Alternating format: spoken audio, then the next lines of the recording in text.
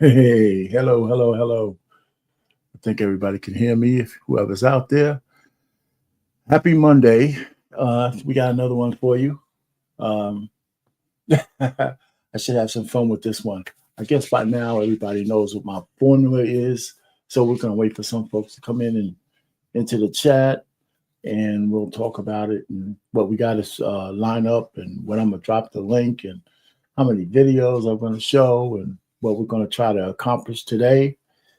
And I guess it's about picking up a little bit of nuggets, you know. Hey, I don't know if you know Zena. What's that? Zikana, if that's the way you pronounce it. Corner. Hey, hello. Good evening. Uh, Welcome aboard. So I'm gonna go ahead and I'm gonna be talking from a man's perspective about men, but some of the stuff I can say is gonna may apply and will apply to women, but today is the man's turn for me to talk to the men. And sometimes it's hard to just talk about men because we got to, add women in there because we're in this thing together, even though we don't like it, but it's true. Hey, Milani, how you doing? So, so kind of buckle in. I got a couple of course, videos I'm going to show because it's better to listen to videos than me yapping at the mouth all the time. And, but I have I guess, a method to the madness. So if you look at the title, we're talking about eliminate self-sabotage, minimize stupid time, and embrace success. And when I talk about stupid time, I'm talking mostly to men, right? Because I believe that all men go through their stupid time.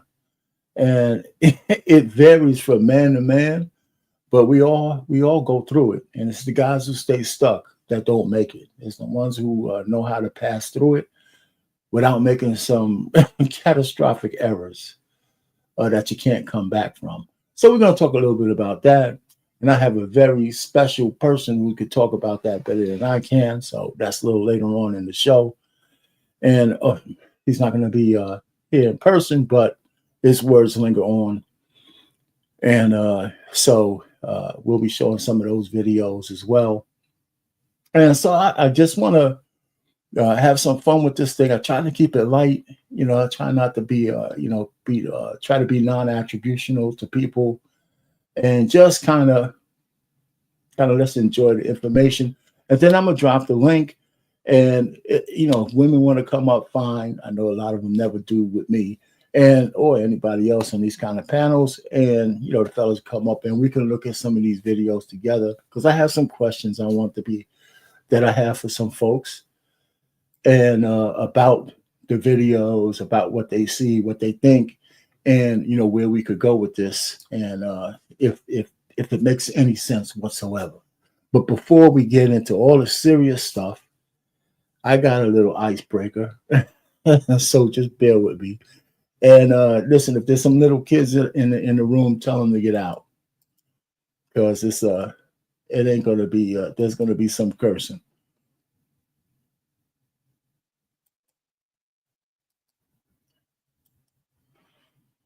Some people are really fucking stupid. Did you ever notice that? How many really stupid people you run into during the day? God damn, there's a lot of stupid bastards walking around. Carry a little pad and pencil with you. You wind up with 30 or 40 names by the end of the day. Look at it this way. Think of how stupid the average person is, and then realize half of them are stupider than that.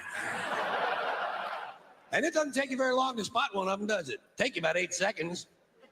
You'll be listening to some guy. You say, this guy is fucking stupid.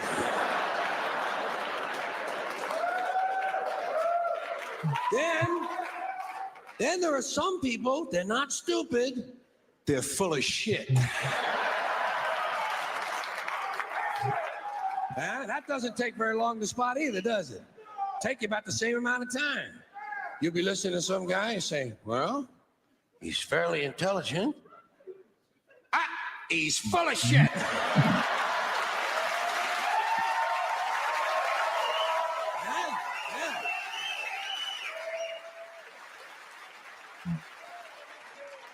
Then there are some people, they're not stupid, they're not full of shit, they're fucking nuts. Dan Quayle is all three. All three. Stupid, full of shit, and fucking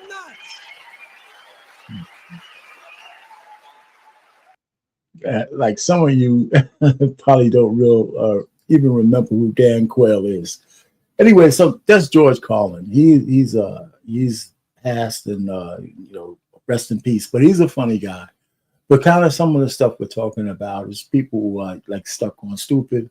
Some people aren't. But part of that also is folks who are afraid and fear of success. It's not just a fear of failure. Some people have a fear of success, and they always self-sabotage right when they could make a difference. And I think part of that is the responsibility of being respectful or successful scares some people. Because as soon as you become successful, right, then people are going to have expectations of you, right? And those expectations scare people away from time to time. So right when they're getting there, get ready to be successful, they think about all the things that they have to keep up with in order to grow their success and to keep their success, that they'll do something, something to just self-sabotage. And we see that in everyday life, some entertainers, some athletes, and a whole bunch of regular people. And so we're going to talk about how to pass through all of that and not just give it away. What's going on, champ? What's happening?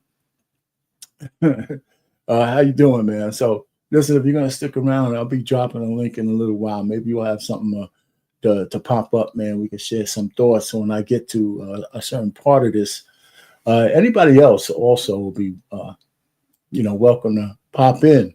So let me go ahead and, now that I'm on the BMU network, every so often, these guys kind of force me to get biblical. I got a nice new shiny Bible.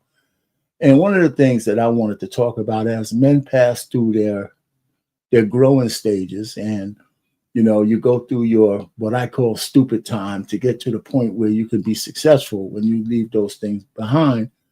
The Bible verse 1 Corinthians 13, I think it's 11, comes to mind, right? When I was a child, I spoke like a child. I thought like a child. I reasoned like a child. When I became a man, I did away with childish things, right? The problem is, so many people get stuck, and they never put those things away. So that's a powerful verse. And you don't have to be religious to believe it, right? I mean, the bottom line is it's a verse that's worthwhile for your life. So there's a lot of examples of folks who become successful and early on in life. Like I always tell people, and we often look at entertainers and we look at athletes. But every so often you'll see some athletes who get married right out of college. I mean, they're serious. They don't have any scandals. They don't have any of those kind of things. And they start their families early. Those guys, and they're pretty good, those guys tend to have very good careers because they're grounded. They're not fooling around. And when I say fool around, I'm not talking about cheating. They're just like, they're grounded. They got families, they got kids, they got wives, they got a house, they got responsibilities, and it keeps them focused. So their job is to play football, play basketball, and do the right thing so they don't lose what they've spent their whole life working on. And of course, we know the opposite is true, right? We know that people, they blow it. They have all these gifts, and they blow their gifts on being and just doing dumb shit, right?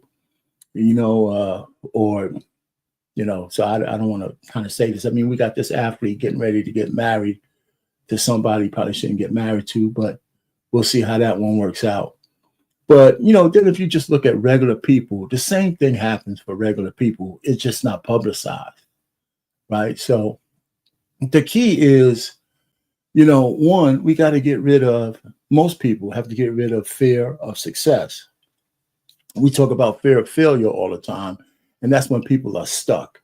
But when you have fear of success, people are moving, but the success itself presents a barrier, something that scares them, right? So you obtain success, you have to grow your success, and you have to keep your success. So I have a video on a guy talking about success and some of the fearful things that he went through in order to make it. Right. So I'm gonna share that with you, and then I can give you a couple of my own anecdotal stories or whatever. But here we go. We're gonna share that one with you real quick. It might be a couple of parts because I'm gonna have to stop it, but it's not a long video.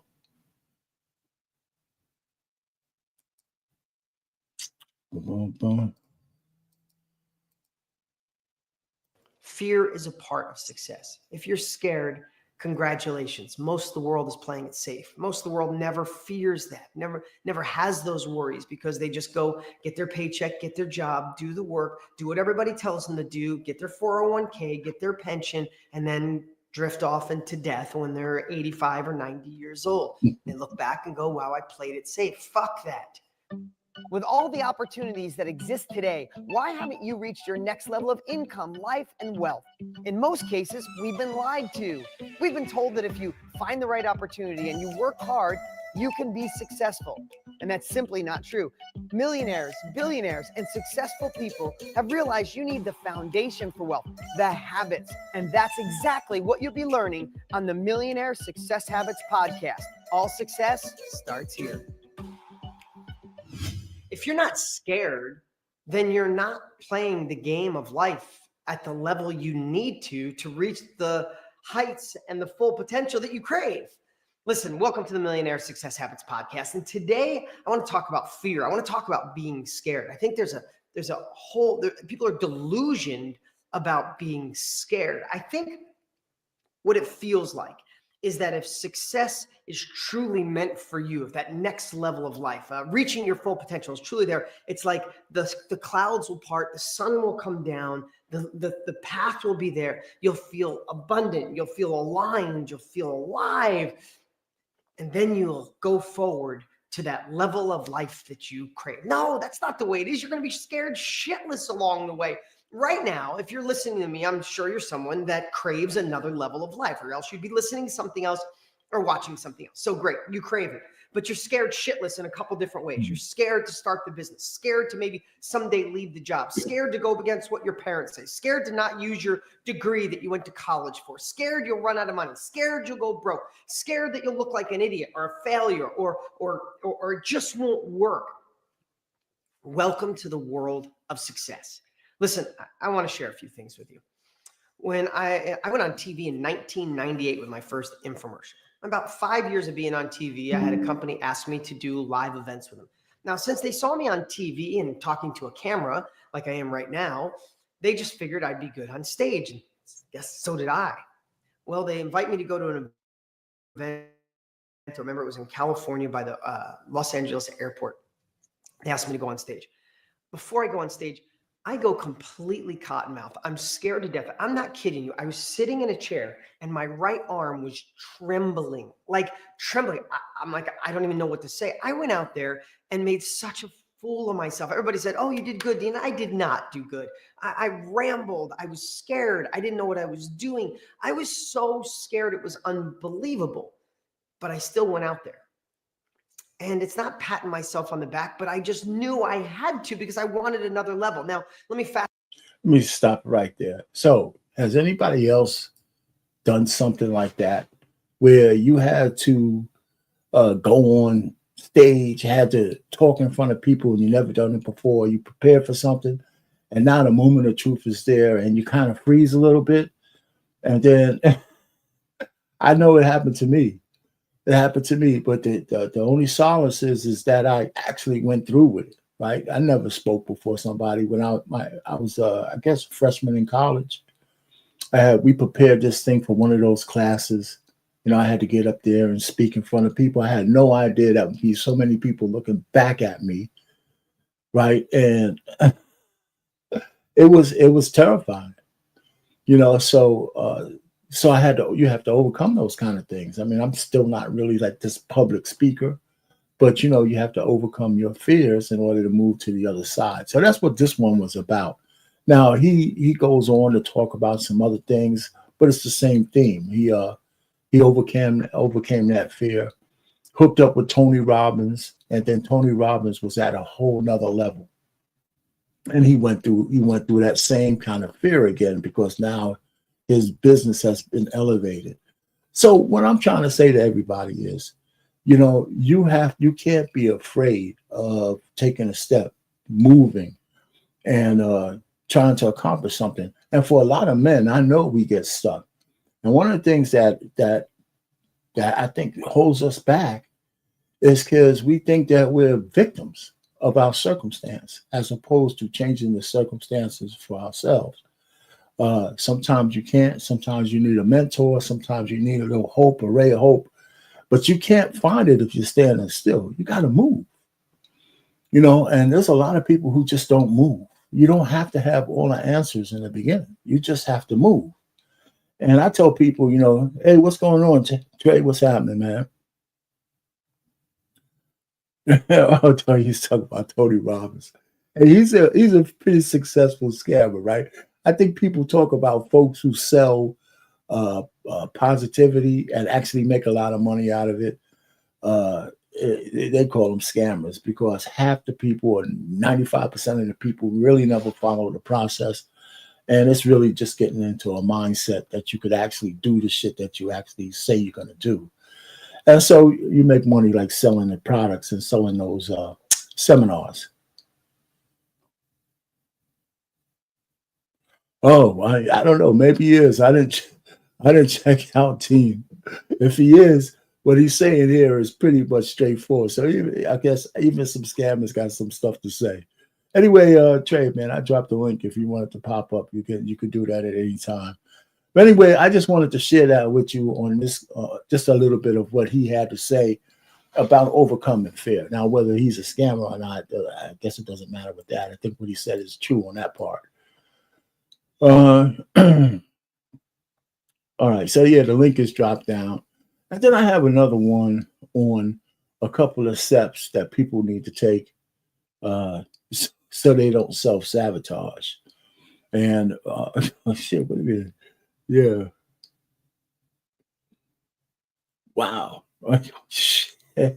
So, wait a minute, man. Are we talking about the same dude? That's funny. Oh, man. I don't know. Maybe. Leave it to you, man, to point out a scammer over here. Anyway, let me take this down. But anyhow, I got another video where this guys go through 7 steps about how to, not self-sabotage yourself. And we're just moving along. And as people come in, I know it's just early Monday. We'll talk about it. So let me take this guy down and just kind of go through the steps, because I have a part of this whole thing where I'm gonna be spending around 15 minutes with a guy, going through his videos, and I'll be stopping and starting, and that's gonna take some time.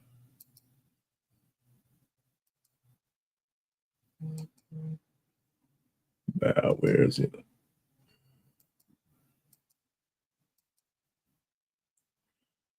Here it is. This one is good. Meetups presents This is the Psychology of Self-Sabotage. Why we sabotage ourselves. Self-sabotage is when you do something that's against your best interest, despite having the capacity to do otherwise. This may be done through actions, words, or thoughts. It can be as simple as procrastinating on a task, or as complex as sabotaging your relationship with someone. Some people who self-sabotage don't even realize that they're doing it, and become stuck in negative patterns that prevent them from progressing in life. In this video, we explore how to recognize the most common reasons for self-sabotaging so that you can work toward overcoming them. Number 1. Lack of self-worth. Lack of self-worth is one of the leading reasons why people sabotage themselves. When you're not confident in your own abilities and talents, it's much easier to settle for less than you deserve. This is especially true if you suffered from abuse or neglect during your childhood, as this can result in feelings of low self-esteem. You may have been taught that you're not good enough or that you will never be able to do anything right, so you don't bother trying. Number 2, fear of success. Fear of success can make you self-sabotage because it can lead you to believe that you are incapable of handling success or that you don't deserve it. You may start to doubt your abilities and become overly critical of yourself. You may also worry about how success will change your relationships with others. This often leads to behaviors such as procrastination, self-doubt, and avoidance, preventing you from reaching your goals. Number 3, fear of failure. In some cases, self-sabotaging behaviors can manifest as an attempt at self-protection from the potential pain of failure. You may be too overwhelmed by the idea of not succeeding to even try. Or you may get so caught up in worrying about the potential for failure that you forget to focus on the things that could help you succeed. This fear can lead you to set up roadblocks and make it harder to take risks that could bring you closer to your goals. Number 4, familiarity. Whether it's falling back into old habits or making assumptions based on past experiences, familiarity can lead to self-sabotage. The reason for this is that familiarity creates a sense of comfort and safety in your mind, even when it's bad for you. You feel like you know what to expect and how to handle the situation, so you let your guard down instead of approaching the situation with the same level of awareness and intention as you would if it were new and unfamiliar. Because of this, you might miss opportunities, make mistakes, and ultimately sabotage your own success. Number 5, inconsistent or conflicting thoughts. Self-sabotage is a common result of having inconsistent or conflicting thoughts. Your thoughts shape your behavior, so when they are at odds with one another, it can be hard to take action and make decisions. This can be especially challenging if those thoughts conflict with your values or beliefs. When you're uncertain about which thought to follow, it can be difficult to make progress. As a result, you feel stuck or overwhelmed and start to doubt yourself. Number 6, social or peer pressure. When you feel pressure from your social or peer group to conform to certain behaviors or beliefs, it can be challenging to stay true to yourself. You can find yourself making decisions that don't align with your values or goals, just to fit in or avoid conflict. Additionally, giving in to social or peer pressure can create a sense of internal tension and stress, further hindering your ability to make healthy decisions. Number 7, need to be in control. For some, the idea of failing without any control over the situation can be terrifying. If you're one of those individuals, you prefer to control your own failure rather than be blindsided by it. To you, it just seems like a more dignified alternative to spinning out of control. By sabotaging your own efforts, you feel like you are taking control of the situation and preventing a potentially worse outcome. Obviously, this approach is counterintuitive and can be harmful in the long run, as it causes you to give up or make decisions that are not in your best interest. At the end of the day, self-sabotage can have a significantly negative impact on your life. It may bring about feelings of guilt, anxiety, and depression, as well as physical health issues. It can impede you from attaining your goals and cause you to miss out on opportunities. Furthermore, self-sabotage can hamper the formation of meaningful relationships and experiences that can help you maximize your potential. To stop yourself from getting in the way of your own success, pay attention to how you think, feel, and act, and be willing to question negative patterns. Once you know why you are sabotaging yourself, you can replace those beliefs and behaviors with ones that will actually help you reach your goals. If you found this Yeah, let me stop it right there. Anyway, so again, a lot of that stuff is familiar to us all, but I think we all do it. But I think sometimes you just need to hear people talk about it. You know, I just think that, especially the self-sabotage. We come from a whole community of a lot of self-sabotage. Unfortunately, what's going on, Edward? Thanks for stopping in. So it's just one of those kind of things. As you pass through your road from going through trying to achieve something, you'll probably be faced with all these things.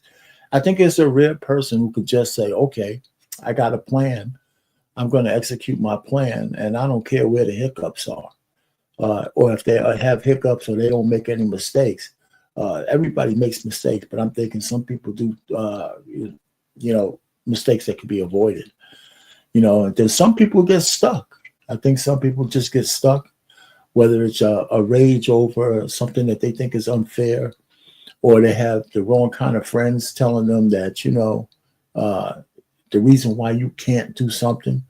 That's why they tell people, be careful who you tell your dreams and your goals and your things to, because you can't trust people with those kind of ideas, because a lot of folks will take it from you, tell you the reasons why you can't achieve something.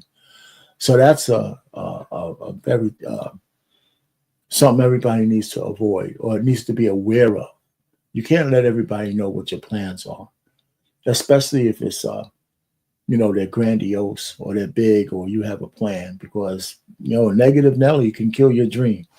Bad spouse, bad person, anything, they can kill it. So you got to be real careful with that. And one of the things I also know is that you have to be careful what you let into your head, from the standpoint of news and or negative things in general.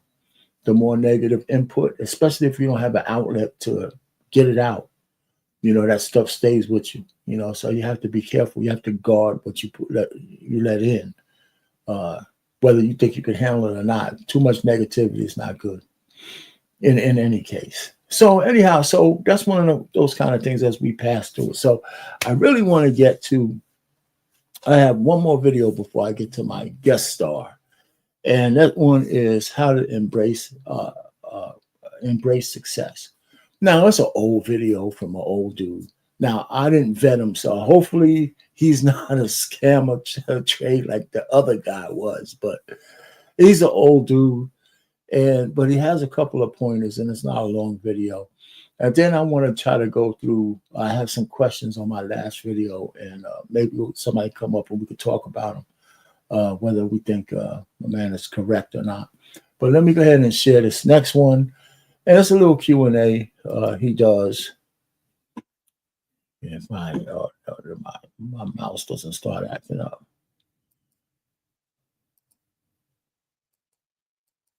All right. Mm-hmm.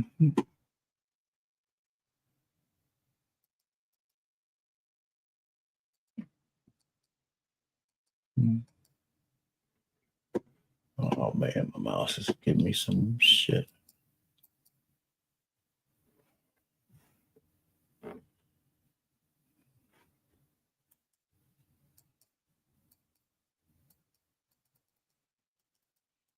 Where I answer some of the questions you sent over to me by social media.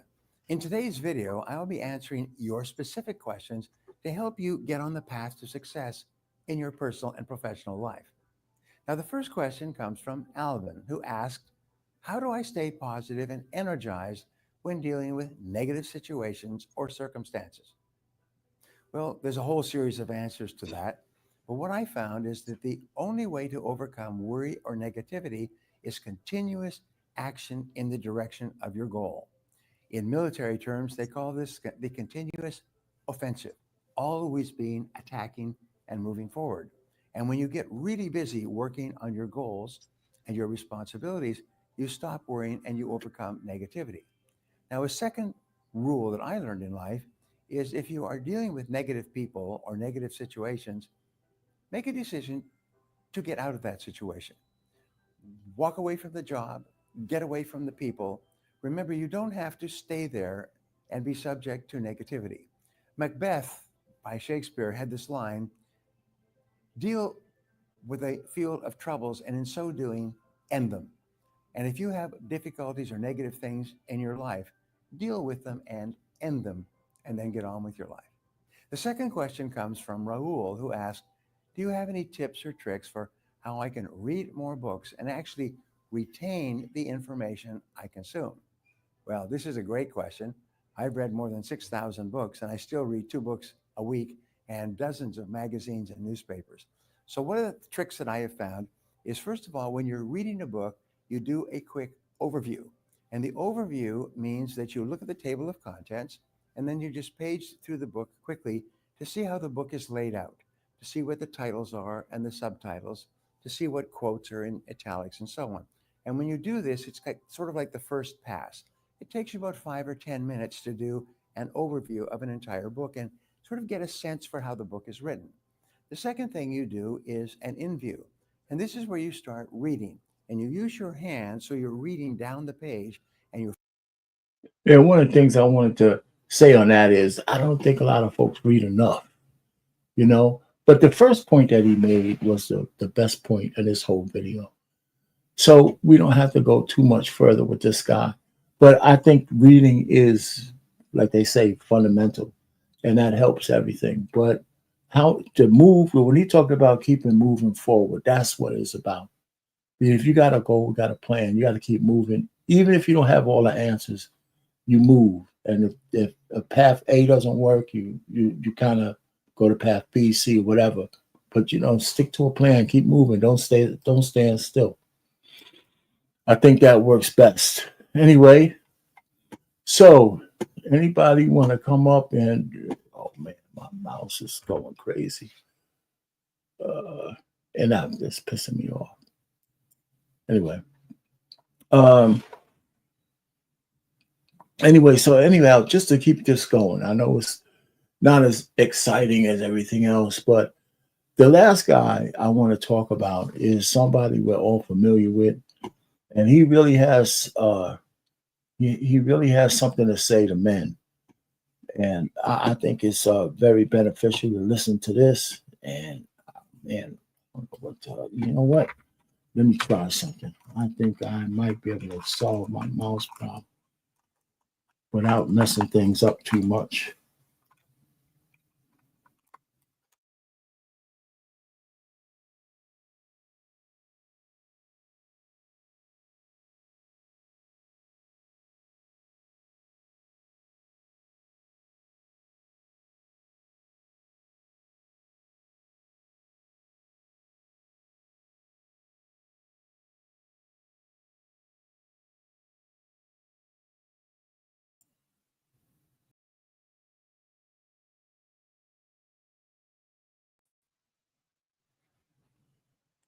I'm back. Yeah, had a little mouse problem. Hopefully it's going. All right, so I'm still here. Can everybody hear me? Just put a one in the chat if you can still hear me. Bum, bum, bum, bum. All right. I don't know.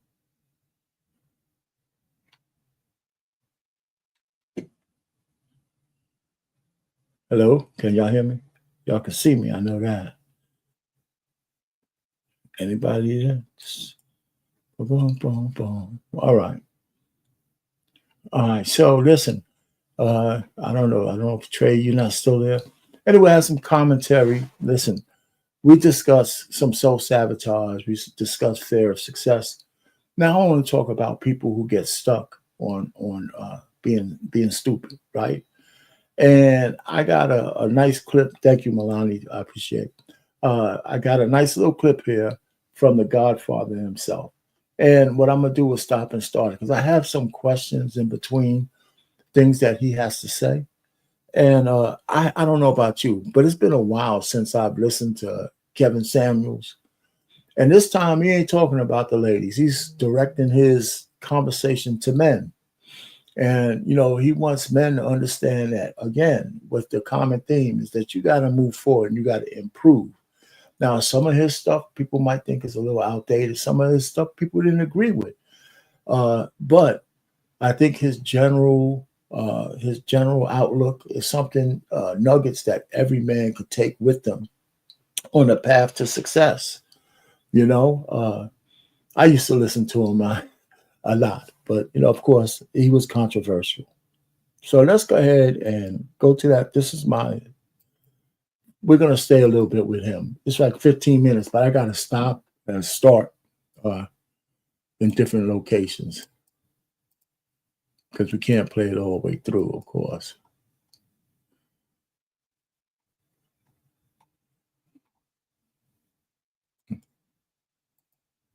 All right, Kev, where you at? There it is.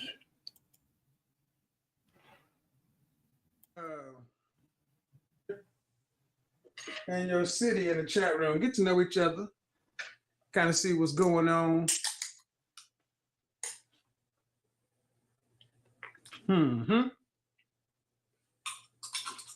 That's what I want you to do as we go ahead and get into this back and forth. Because, hey, man, stupid does stay stuck.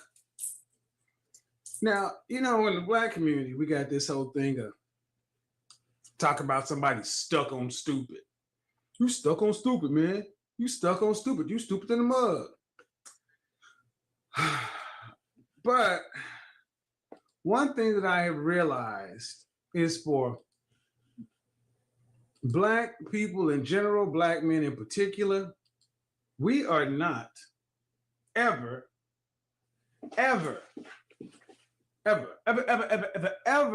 supposed to change, evolve, grow, mature, no nothing. Whatever it was you believed when you were 14 years old, you're expected to still hold those same positions, or else you run risk of not being a real nigga. I mean, let's just go ahead and call it what it is. If you don't believe the same things you believed 5 years, 10 years, 20 years ago, you run the risk of being called phony, a sellout, all kinds of pejorative things. But the funny thing is, this isn't the way the rest of the world works. I find it funny, Felicia, that in the rest of the world, other thinking human beings are allowed to update or even change what they may have believed on a topic when presented with new facts, data, statistics, and or information, lived experience. Interesting how that works, huh?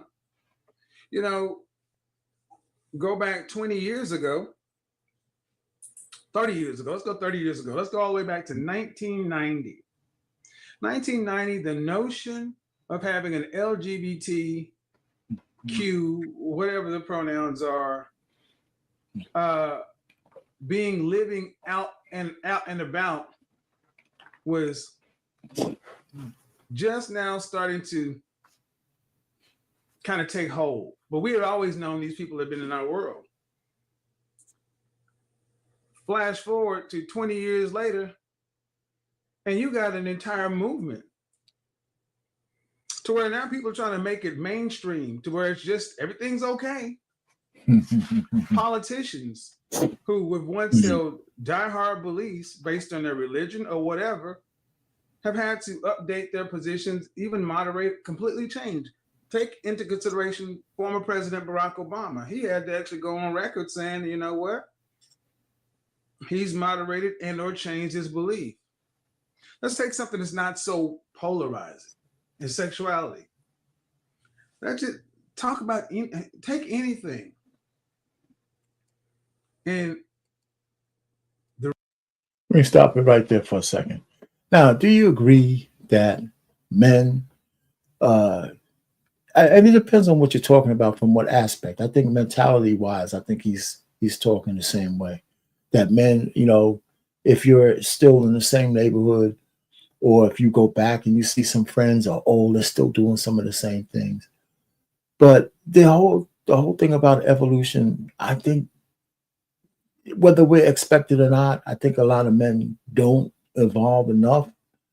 And then there's a whole cadre of men who have, so, I got to really get the context of where he's coming from. But I do understand that if you are in a peer group and you're moving forward, then that peer group, if they stay still, they will pull you back down like a crab in a barrel. So we all know about guys who try to escape and they go back to the hood and they try to hang out, right? I mean, I guess Good Will Hunting was one of those kind of shows where Will was one of the smartest guys in the neighborhood. He had all kinds of He was abused as a kid, but he had all kinds of abilities, but he just wanted to hang out with the fellas. And one of the best lines in the story is one of his fellas told him, one of his boys, Ben Affleck, told him, he said, listen, I hope one day I come to your house and you're not here. You need to move on. You don't need to be with us. We ain't going nowhere. But you have an opportunity to do great things. And how many guys have boys that tell them those kind of things? So that's one of those things that I think that where Kevin could be alluding to. But sometimes our evolution is stunted by the folks we hang out with, unfortunately. The rest of the world can evolve or change, but Black folks, we tend to hold Black people to an unrealistic standard. Now, Black women are far more apt to buck against that tradition. Black women can moderate. Black women can actually change, grow, and improve. But what I find troubling is so many of you Black men, you can't. Either you can't because if you do, you're going to be called a sellout, wishy-washy, fake, fraud, whatever, by other men that share your reflection, or you just outright feel as though you're being disingenuous. Well, here's the problem, guys. Stupid stays stuck. Stupid stays stuck. How you gonna go around calling yourself, an intelligent person, a thinking person, and stay rooted to the same old thought processes, and then talk about today is a new day? The world has changed. It's a global economy. We have the internet and people can talk and this and that. Okay, well, great. Great.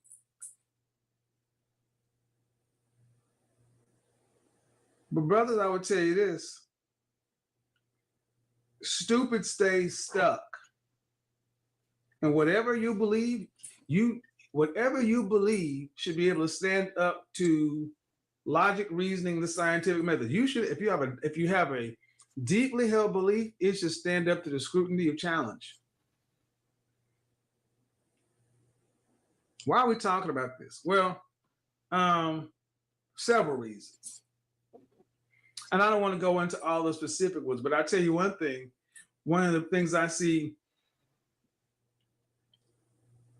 brothers in particular have an issue with is when we talk about image. The need to dress, act, and present yourself in an age-appropriate manner. Why is it met with so much problem with a lot of brothers? I have an idea, but here's the conversation I want to have. Change bothers those who don't want to do the work. That's my opinion. I think that people who don't want to do the work don't like change, because if you're already up, if life is going good for you right now, why rock the boat? If it ain't broke, don't fix it. That's not the way I think. I'm always trying to improve, always trying to get better. But I realize I'm in the minority in that thing, but that's cool because I don't expect to talk to the minority of men over here. All right, so let me stop you. Part of this thing is he's talking about himself in the beginning, right? About folks calling him a sellout, what he's experienced, I can say. That's what he's really talking about, but he's right. When he started to break away and started to be who he is, his dressing, dress code. There's a lot of fellas who didn't like the dress code thing. I remember that stuff from back in the, and I think there's levels to it. And he says, dress age appropriately and also appropriately for the occasion. Now, there'll be guys who will buck against that, but that's fine. That's fine for those people. Everybody's not going to have a closet full of suits, but you should always have a couple just in case you need them, right? So I know a few people who they own a tux, they bought an expensive tux just for those occasions when they might need one. maybe with a matching jacket, a white one or a black one, depending on what the situation is. But he's right, though. You have to elevate, even in all kinds of circumstances. It's hard to make excuses not to, unless you actually really don't want to do the work. Again, like I said before, in order to achieve anything, you got to get out of your comfort zone. You got to move, and it's work. It certainly is. I mean, in all kinds of ways. So you got to be willing to do it, and you got to be willing to change appropriately to do it. Some people are going to do it faster than others, but it has to be done. The top 20% of men, really the top 10% who want to get in. And I would tell you this, guys, in order to have that 100% mindset, in order to achieve what it is you say you want out of life, you are going to have to change. Change often, because here's the one thing any intelligent person will tell you. Change is the only thing that is constant in the world. Change is the only constant. And there will be people who will fight you to maintain the status quo. So when it's time to move on, move up, grow up, move forward, I've said it before, you're going to have to get comfortable with leaving people behind. You better get real comfortable with yourself, because you're going to have to swing from this side to that side in order to see what's out there for you. You got to, in order to go through one door, you got to open it, push, and go through. Why is this so important? Why is it so problematic? Well, yeah, go ahead, Johnny Blaze, because here's the thing, man. More than anything else, I think we as men hold ourselves back. Our inability to change. Thinking it's some virtue. Man, I believed something 5 years ago, and I still believe it to this point. Really? In the face of more facts, figures, data, statistics, real world experience, you still aren't going to change your position? Isn't this one of the things that bothers a lot of black folk? You don't like the old dogma of the Christian church telling you to turn the other cheek, and it's a new day. Okay. You don't want to keep forgiving and forgiving and forgiving. All right. But are you willing to change some of your diehard beliefs? This is why the most important thing, when I start out talking about personal development, what is the first thing we talk about? You got to get your head right. How you gonna be an ADOS black person in this country, especially a black man, and never having sat down with a therapist? Are you kidding? Are you kidding? You see what's going on in the country right now, and you have not escaped it. And you're not Superman. If you keep your own counsel, if you're your own therapist, you got a bigger problem than me saying this to you. I look at anybody who talks about their leader, a mover, a shaker, and especially that shared my reflection, and they said they'd never had sat down with a counselor or a therapist. And you over the age of 35? Come on, man. See, if you don't want to get your mind right, that's the foundation of everything. You take you everywhere you go. And if you think you got it. Let me stop right there. One of the things, he said a couple of things that's true, right? That's very true. It's hard for folks to leave people behind. And we've seen that play out, I guess, with athletes and entertainers, but really with athletes who come from the hood, right? We've seen so many go back and they don't want to forget the guys they left behind, and they get into trick bags and all that kind of stuff. It's happening a lot less lately, but we got the fake gangsters like John Morant almost blowing everything by hanging out with a bunch of fools, because he's a fool too. He's still stuck in his stupid time, but he's got $100 million contract, and he can't see the distinction between you know what, I can't hang out with my friends like that. LeBron, even though so many people hate the dude, man, which is really crazy to me, what he did for his boys, he made them elevate to be able to hang around him. They all became productive citizens, and before he would give them a piece of what his operation is, then they could branch out on his own. So he elevated those guys. And I think that's more rare than anybody else. He didn't ditch them, but he gave them conditions in order for them to stay. Right. And I thought that was cool. Rich Paul probably wouldn't be Rich Paul if LeBron didn't give him that opportunity. Yeah, but it's hard for folks to leave people behind, especially family members, things of that nature. I have family members that I would never let, use my car. Never, you know, or because I know what they're going to do with it and what they're going to go. So I don't want my vehicle associated with some stuff like that. And that was in the past. So it's less now. The other thing about a therapist, there's a big aversion to therapy. I think at least there was in the Black community. I don't know if it's still the same, but especially with men going to therapy, I think probably we would prefer to have mentors that we trust, who could be objective, who have done some of the things we want to have done, as opposed to going to a therapist that we don't know. I do understand from the standpoint that it's not good for a man to lead on his own understanding, And so from that standpoint, I agree with Kevin on that standpoint. I mean, if you send through life and you don't have no mentors and you're making all your own decisions without a muse or somebody to bounce your ideas against from time to time that you trust, I mean, you could make it, but, maybe you're taking the hard way around and maybe you'll leave some things out that would be beneficial in the long run as you move on your journey. That's what I'm thinking.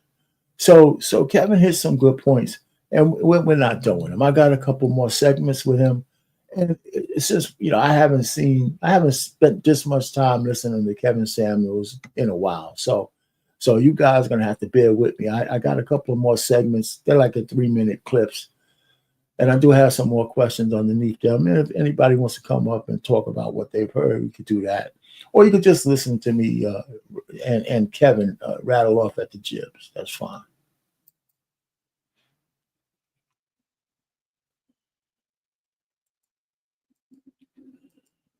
I mean, the arrogance it takes to believe that you got it right at 30 years old and you've been right for the last 20 years. I discovered the answer to the question of the life. I've solved the anti-life equation. I've solved the life equation to 25, and I'm just gonna go around and telling everybody to please get out of here. So I'm such a big proponent of therapy, because when you have therapy, big swole, you know what happens with therapy? You start to realize you're fallible, you're human, just like anybody else, and you give yourself grace and mercy to make changes, to make errors, to be fallible like everybody else. See, Black men, you've been told you got to be a superhero, and Black women, that's that whole strong, independent thing. Black people have been told you can't make mistakes. Hell, we even preach some of the stuff, talking about patronizing Black business and this and that, but Black people will give you one chance, but you can't script. No. Now, see, we have to start giving each other room to fail. If we're going to get anywhere and do any of the things that we need to do as men, you're going to have to fail. You're going to have to leave corporate America and start and go. The people who want to own, you're going to have to get out and do the ownership thing, build your own business. And in that, you're going to fail. The average business fails in 5 years. And it's usually because of the sales, money. It always comes back to sales. The average millionaire has 7 failures before he has something. The average entrepreneur has 7 failures before something that works. You don't want to fail. Why? Because if you fail, we've been told we can't fail. That's why we stay at the worker level, at the low level, at the average level, because we've mastered average. Shut up. We've mastered average. We have mastered average. I can win the game on novice level. I'm the man on novice. Yeah, fam. But what about, advanced, expert, and insane? You have never tried to play the game on advanced. Why do I know that? Because we got a bunch of horizontal and no vertical. Why do I know that? Because I have to argue with a bunch of grown men about putting on the suit, about reading a book, about speaking more clearly. Know what I mean? Cuz, know what I'm saying? Now I'm talking about the Fat Albert. All right, so let me stop it there. Okay, so he said a couple of things in there that I wanted to stop and talk about. One, he was talking about fear of failure, things that to move forward. And I had my own experience there. When I was working, I was in charge of a project, and there were some decisions that needed to be made, and they were hard. And it wasn't really necessarily up to me, but I spoke up and said, well, we got to go into this direction because we had all these facts, all this data, and but nobody else had any suggestions. So we actually tried to implement the plan I had for this system that we were building. And actually, it didn't work out well. And it probably sunk around 500K into it because it was still experimental. It wasn't on a large scale. But the program manager, he had called me into his office, and he says, listen, I want you to know that the reason why this is not an issue is because we've been through this is sunk cost. We got to move on. We have to come up with another plan. He says, I'm not upset. I'm just happy that you were brave enough to make a decision. We got so many people who don't want to make decisions out here. We look for decision makers. I got promoted. I got promotions. He says, you just can't make too many bad ones. And I said, I could take it. Right. So, I wasn't afraid to make a decision. It wasn't my money, but still my reputation was on the line. But I was always that kind of risk taker, and a lot of times, and more often than not, things worked out right. Okay. So that's one of the things I could say anecdotally. The other one is there was another project I was working on, and we were at a crunch time. I'm in the office. I'm in a conference room with the guy who owns the company, the software company. This guy, the company was worth like maybe $100 million more. And, we had a real tight schedule. So I'm doing too much of the talking, right? Because I'm a dog shit engineer, making pennies compared to this guy. And then I made a mistake and looked at him and said, listen, we're going to make this happen because I never fail. I said, and I guess as soon as I said it, I said, oh my God, I forget. So he looked at me with the empathy of a guy who's created, wealth in his life. And he said, what did he call me? He used to call me Rich. He said, Rich, I admire you. I admire you because I failed many times. And I never forgot that shit because I'm feeling like an ass, right? Because this dude's failed so much that he's got $100 million company, and I'm sitting around as a GS-13 talking to him like we're equals. And so it's lessons that you learn along the way. But he was a real cool guy, man. He didn't say it with any malice. He said it as smooth as he possibly can and tell me I was an idiot. And you learn those lessons. And the fact that I'm telling this shit to you now is because I still remember that. I still remember that conversation. And I never said anything stupid like that again. Anyway, so get back. So Kevin, when he talks about changing your vernacular, I give Black people credit though, and he has to. Remember when they tried to push Ebonics out there? Right? They were starting to talk about this bullshit Ebonics. I give Black people credit because as bad as our diction and shit was, we weren't having it. He says, no. We ain't doing no damn Ebonics. You know, so yeah, so we got to take a little credit for that. That one died a heavy death. Hey, but maybe you be weeble wobble wobble wobble. Come on, man. Oh, I'm an educated thug. No, no, nope.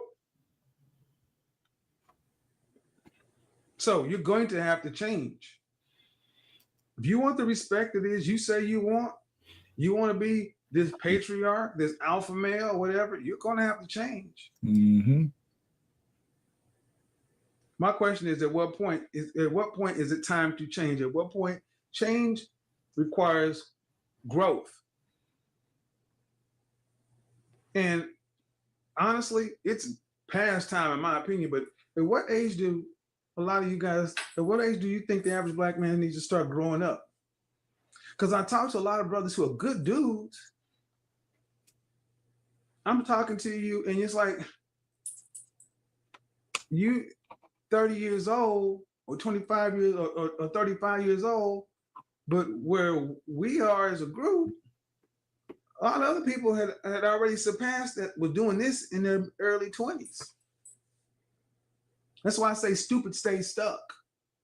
It's stupid to stay stuck. It's stupid to not change. It's stupid to continue to think you don't need to take in new information and moderate positions. And if it's always, I can't do that because I wouldn't be real, man, get the fuck out of here. I reject all of that. I reject it all because I look at only black men are held to this ridiculous standard. We can't change. We can't evolve. We can't grow. We can't improve. We judge black men in 2020 against themselves in 1980. Excuse me? All right, so let me again just stop a little bit there, because he says something about at what age should we begin to grow and take life seriously?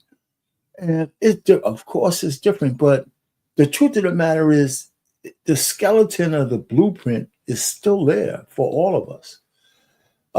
No matter where you come from, it's still there, the skeleton of it. What I mean by skeleton, because there's different ways of doing it, right? You go to high school, and you either go to college or you go to work, right?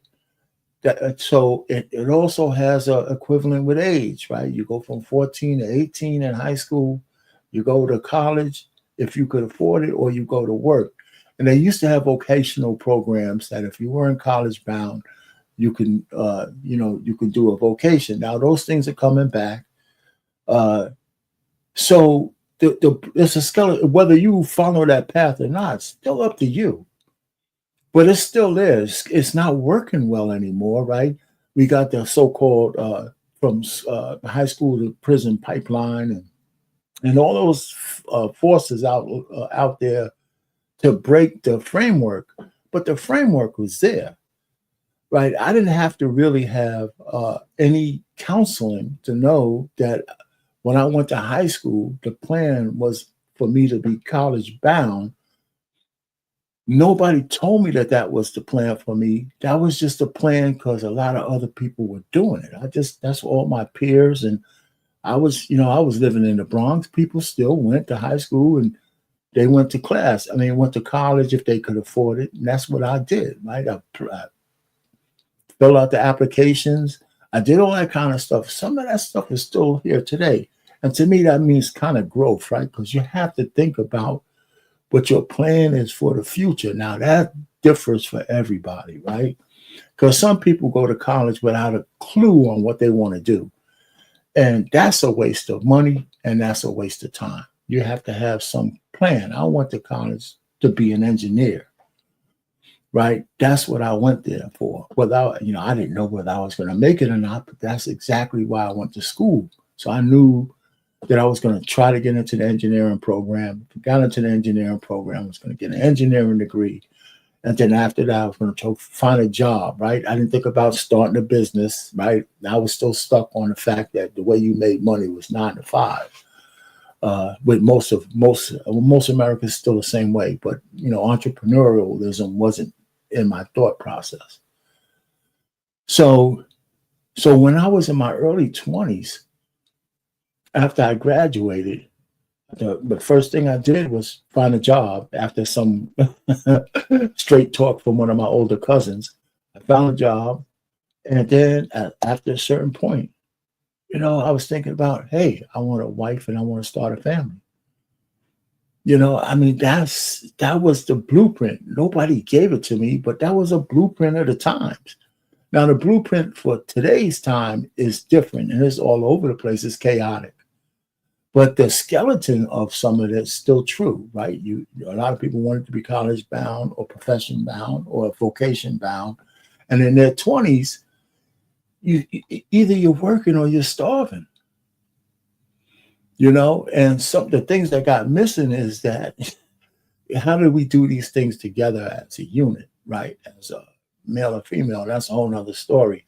But so Kevin's right on there. What's the age appropriateness of growing up? I'm saying before you go to there's really no age. It depends on what kind of mentorship you have and what kind of motivations you have because of the environment you're in. But when you're in high school, almost everybody in high school knows that it's only 4 years of bliss. After that, you're on your own. You're 18 now. You can get drafted. You got legal. If you don't do anything, your window is closing. Right? If you don't take the next step, your window begins to close. That's how I look at it. So he was right on with that, right? So you got to get your shit together and you have to grow. You just have to. We judge guys today in 2020 against what they said in 1995. Well, he said this back then, but now he's saying it. What? Every other group of men can evolve and grow and mature. But if we do,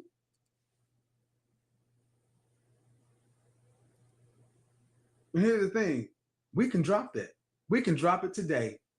We can drop it today. We can stop holding this. We can stop doing this to each other, stop doing it to ourselves. Say, you know what? I'm going to get out there and play by the rules that Brad, Lee, Ahmed, and Enrique play by. I'm going to get out there and be able to change, mature, evolve my positions like everybody else does. And the people who have a problem with it, they call you fake, phony, whatever. You just keep on moving like, ain't my fault. Stupid stay stuck, dude. I mean, honestly, what is it getting you? What is it getting you? See, I'm a proponent of playing the game. Oh, yes, I am. I'm a proponent of playing the game, and I'm a proponent of playing the game to win. And far too many of you are in the game, but you're playing it on easy mode. You're playing the game to stay in the game, not to win. You're in the game, and the other people are winning. Why? Because you're their labor. See, you'll go play the game to get the job. You'll cut your hair to get the job. You'll cover up the tattoos. You'll shave off your beard to get the job. You'll change your diction, the way you speak, the way you carry yourself to get the job. But then once you got it, that's it. That's where it stops. You won't keep playing the game to see how high you can go to really get to a place of power where you can affect and make change. Nope.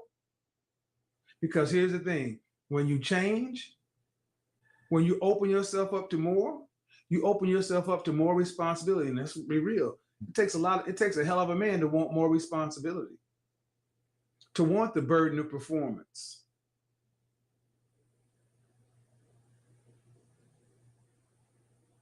See, when you are everybody has eat Cracker Jacks before.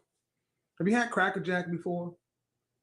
There used to be an old saying, when you're good, they call you Cracker Jack. That's an old saying.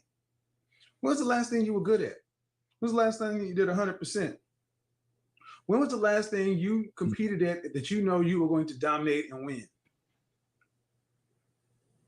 When you have that mindset, when you're in the zone like that, you didn't care who, let's say you were good at video games.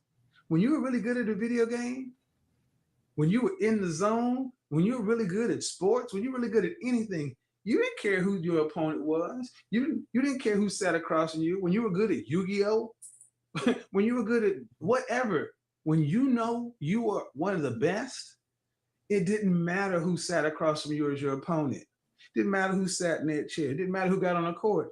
You were going to school.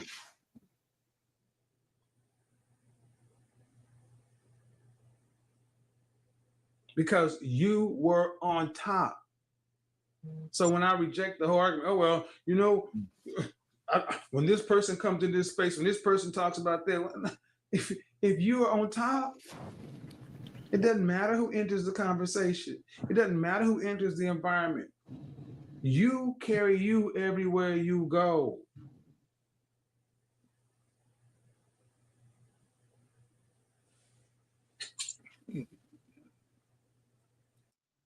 All right, so we have one more segment, and then we're going to move on to kind of close this thing out. Now, listen, he said one thing that's a nugget out of that whole last little segment: the burden of performance, right?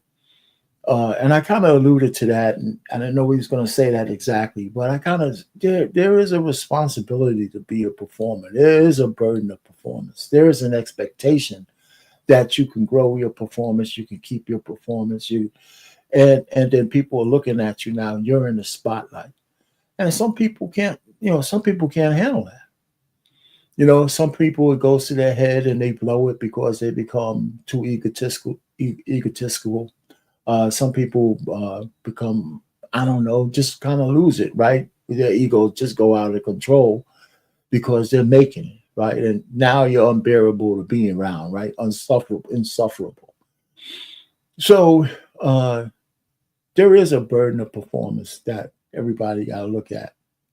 So he goes, his last segment, I mean, it's more to this video. You can see the title of it, Stay Stuck, Stupid Stay Stuck. There's a whole hour long. If you want to go find it and go look it up and listen to Kevin Samuels, because if you haven't listening to him in a while, some of his stuff is timeless. And this one is good because, again, when he got the whole thought that he was just always talking about women, that's not true.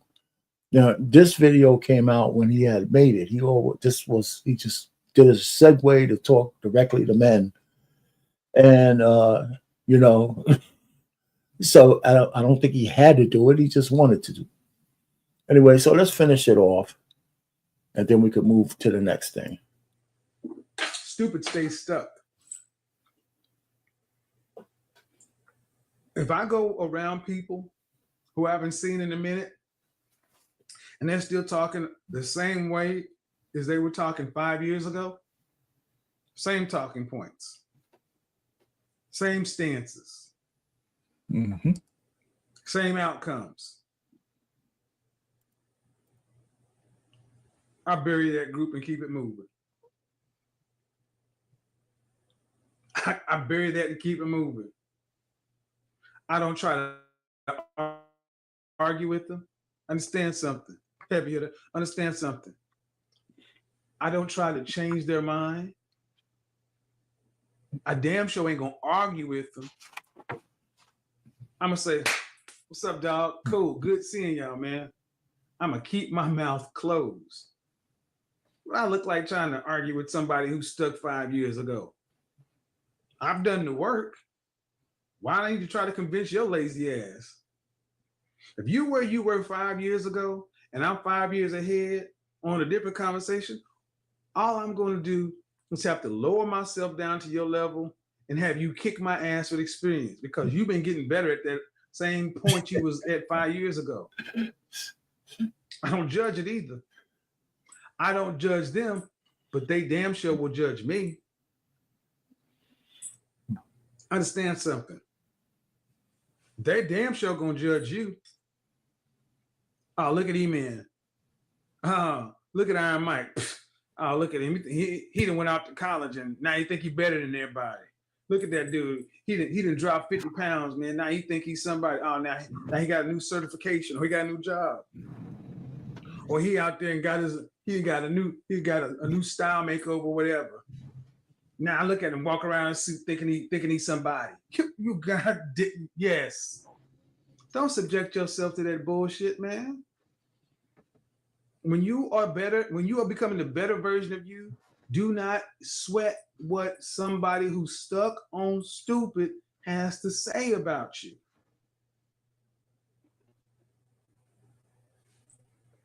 Because here's the thing. Can they have you if you follow their advice, can they show you that it gives you a better outcome? Or do you want their life? The old saying, misery loves company. Misery loves mindless, in my opinion. Misery loves you to just sit back and say, well, you know what? Maybe I should have just stayed where I was. And why not leave Oklahoma and move to New York City? I could, it was good enough. No. Your own, all this whole thing about competition and da. Every man knows it's really, the essence of competition is you against you. It's you against you. You against you of yesterday, the day before, the week before, a month before, a year before. Are you better off now? Let me stop it right there. So that was the last segment. Listen, he said a lot of great things here, and it would have been nice to bounce it off of somebody who wanted to come up. But again, you guys heard it. He says just a lot of great stuff. Kevin Samuels, he was going much, much too soon. He's just starting to hit his stride. And but we still have the memories of some of the things he said. It's a lot of nuggets in a lot of videos that he has. And again, so what we talked about here today is, eliminate the factors that make you self-sabotage your success.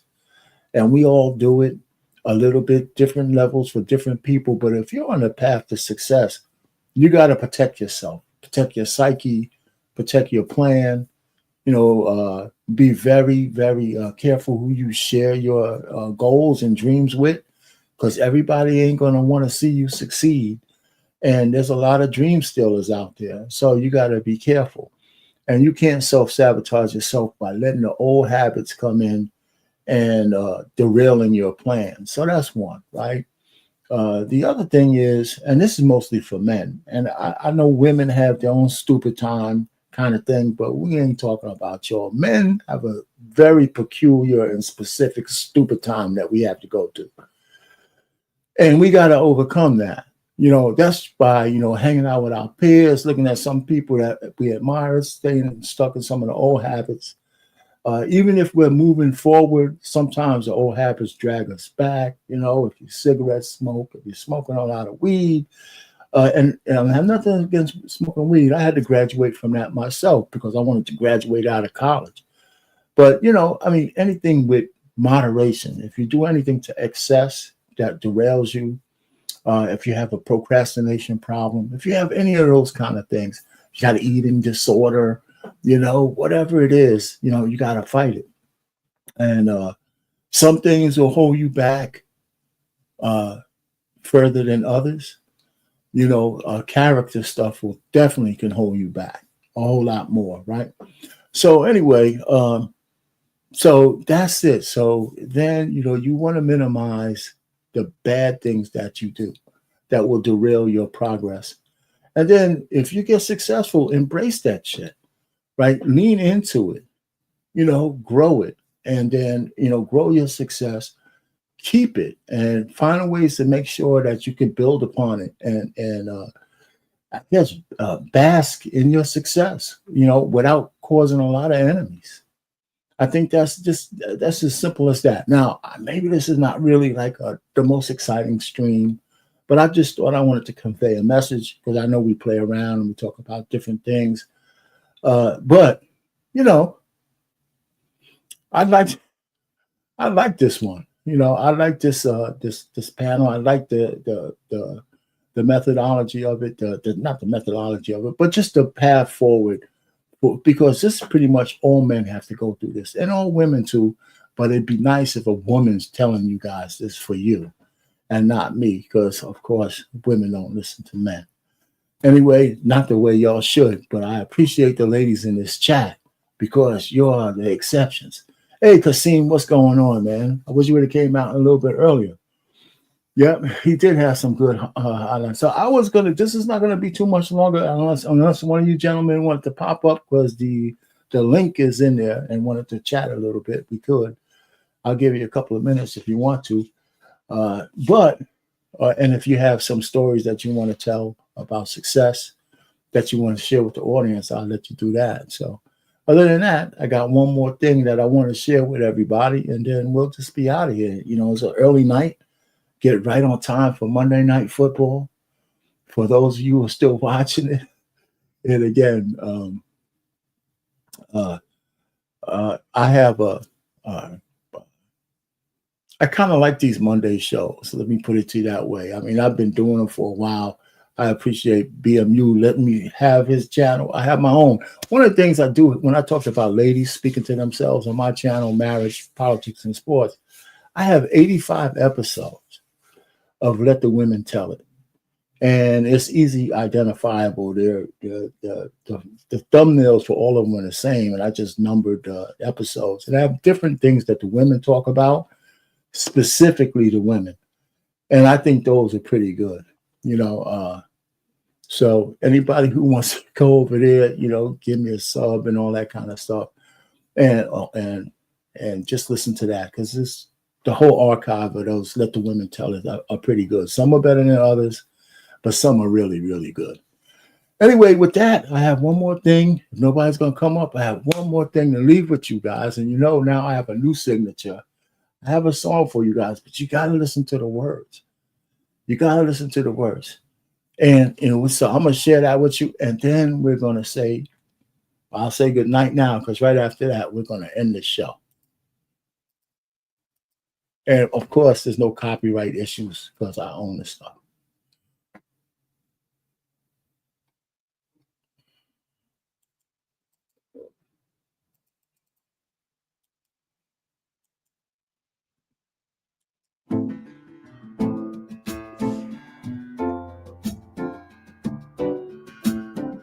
Woke up with purpose, got a fire inside, dreams like a beacon.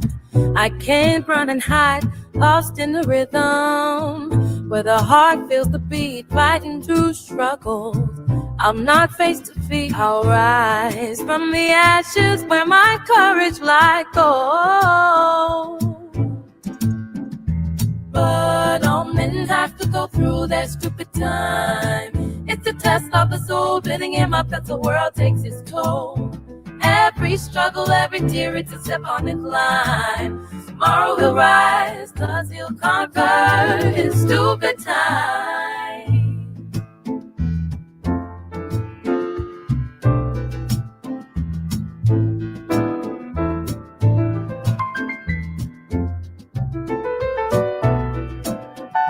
Chasing a vision, with my eyes on the prize, obstacles in my path, but I'll never disguise. Doubt may surround me, but it fuels my desire, turning pain into power. I keep climbing higher with these lessons learned. I'm becoming refined. Oh, all men have to go through that stupid time. It's a test of the soul, bidding in my best, the world takes its toll. Every struggle, every tear, it's a step on the climb. Tomorrow he'll rise, 'cause he'll conquer his stupid time. To the strength from the climbs, in the face of a storm, find his shine.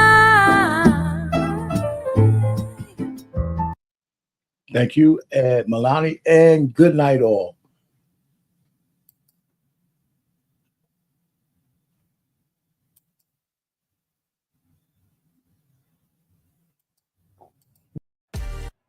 All right, guys, another one in the books. Another great episode on the Black Man Unfiltered Network. Listen, we're doing the thing over here.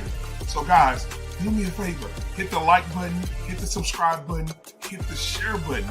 Also, if you want to donate to the channel, which helps the channel, hit your boy Cash App. It's scrolling right here, right there, at the bottom of the screen, and support the channel. But we're happy that you're here. and we look forward to seeing you on every episode. So hit the notification button so you know when we go live. Thank you again, guys, for watching. We out.